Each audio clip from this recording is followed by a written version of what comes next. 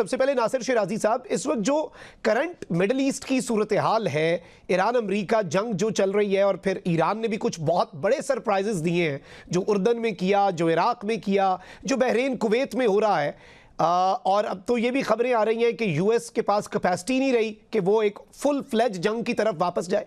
आप इस वक्त जो मौजूदा सूरत हाल है उसे किस तरह से एनालाइज करते हैं कि अमेरिका ने शायद ये दोबारा से जंग शुरू की कि ईरान मुज़ाकरात की मेज़ पर कोई कंसेशन दे सके, लेकिन ये उल्टा पड़ गया अमेरिका को? जी शुक्रिया। देखिए ये पहली बार नहीं है कि अमेरिकन ने मिस कैलकुलेट किया है। पहली बार भी उन्होंने मिस कैलकुलेट किया। 12 डेज वार जो है वो भी एक मिस कैलकुलेशन थी। फिर ये जो तकरीबन 40 डेज जंग जारी रही, इसके अंदर भी रिजल्ट्स उनकी तवक्को के बिल्कुल बरक्स रहे।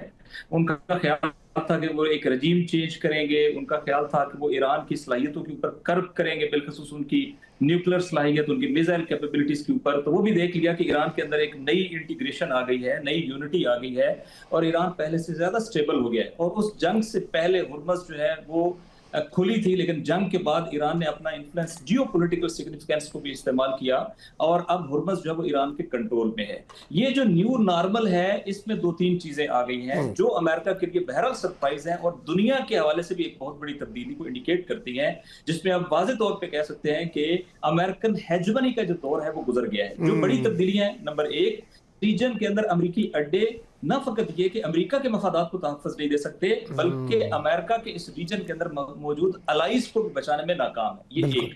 नंबर दो, ये जो हुर्मस है, हुर्मस के चूंकि अगर आप ये 7 ममालिक का आप जियोग्राफिकल एरिया लें, तो इन सब की जो समुद्री हदूद है उससे ज्यादा समुद्री हदूद सिर्फ ईरान की है।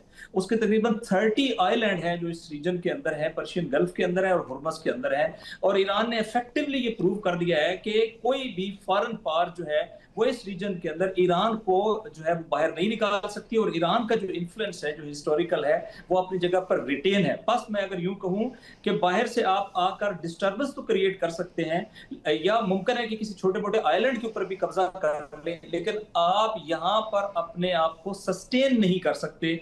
ये सेकंड न्यू नॉर्मल है कि अब दुनिया की, इससे पहले हम सुनते थे कि दुनिया की ऊपर जो सैंक्शंस और पाबंदियां लगाता है वो अमेरिका लगाता है, अभी चाइना पे, कभी ईरान पे, कभी रशिया पे। लेकिन आज ये पता चल गया कि इस जियोपॉलिटिकल सिग्निफिकेंस की यूटिलाइजेशन के नतीजे में अब ये लेवरेज अमेरिकन एलाइज के मुकाबले में ईरान के हाथ में आ गया है और पूरी दुनिया में जो ग्लोबल इकोनॉमी के ऊपर इंपैक्ट पड़ा है उसके पीछे हुर्मस है और हुर्मस के पीछे यकीनी तौर पे ईरान की फिजिकल प्रेजेंस है। ये भी एक न्यू नॉर्मल है।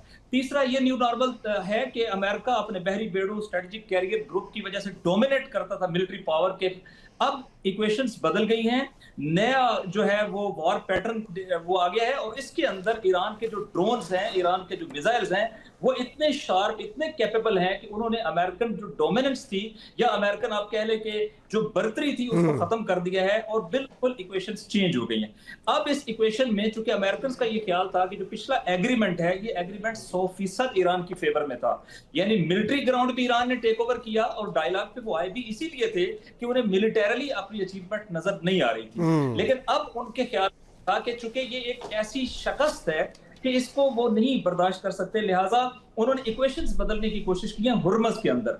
और हुर्मस के अंदर ईरान की प्रिपरेशंस ये बताती हैं कि अगर अमेरिकन बूट्स ऑन ग्राउंड यहां पर आते हैं, चूंकि इस वक्त तकरीबन ईरान का सारा साउथ जो है वो अमेरिकन ने अटैक किया है और बहुत बड़ी सतह पे अटैक्स किए हैं और उन तमाम कम्युनिकेशन चैनल्स जो अगरचे इंटरनेशनल कम्युनिकेशन चैनल है, जैसा कराक्रम से रिलेटेड जो रेल लिंक है, लेकिन उन्होंने इन चैनल्स को डिस्कनेक्ट करने के बावजूद अभी तक उनके अंदर ये हिम्मत नहीं है कि वो फिजिकल बूट्स ऑन ग्राउंड जो है वो वहां पे लाएं। तो उसके नतीजे में जो बैकलैश आएगा, आज पेंटागन ने कहा 100 बंदे जख्मी हुए, बाद में अभी खबरें आएंगी ऐसा ऐसा, तो ये सैकड़ों में होगा। अभी उन्होंने इस नई जंग के अंदर 5 अफराद को मारे जाने की तस्दीक की है, बाद में वो कहेंगे कि इतने जख्मी और मारे गए। तो अमेरिका के लिए कॉन्फिडेंस नाकाबिले बर्दाश्त है। उनका मुकाबला एक ऐसी के साथ है कि जिसने मिलिट्री ग्राउंड भी संभाला हुआ है, जिसके पीछे अवामी ताकत भी है और जो सॉफ्ट पावर यानी शहादत पे उसके साथ प्ले कर रही है, जबकि अमेरिकन जो है वो यकीनी तौर पे अपनी जिंदगियां बचाने के चक्कर में है। तो बहरहाल ईरान का अपर हैंड है वाज़ेह तौर पे और अब अमेरिका के पास कोई और ऑप्शन नहीं है मगर ये कि वो दोबारा डायलॉग की टेबल के ऊपर आए और डायलॉग की टेबल के जरिए से ईरान के जो कंसर्न है उनको जो है वो अकोमोडेट करें आइंदा के किसी भी नई मीटिंग में।